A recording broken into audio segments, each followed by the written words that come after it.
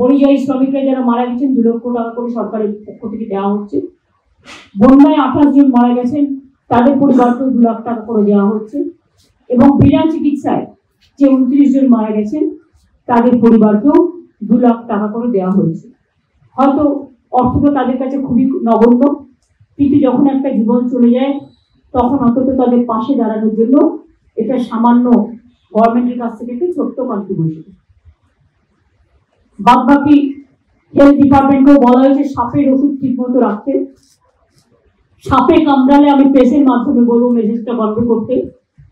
বাড়িতে থেকে চিকিৎসা করবার প্লিজ দয়া করে সুযোগ নেবেন না, তাতে বিষটা বেশি ছড়িয়ে পড়ে। ভালো করে শক্ত করে বেঁধে রাখবেন জায়গাটা, সঙ্গে সঙ্গে স্থানীয় হসপিটালে চলে যাবেন।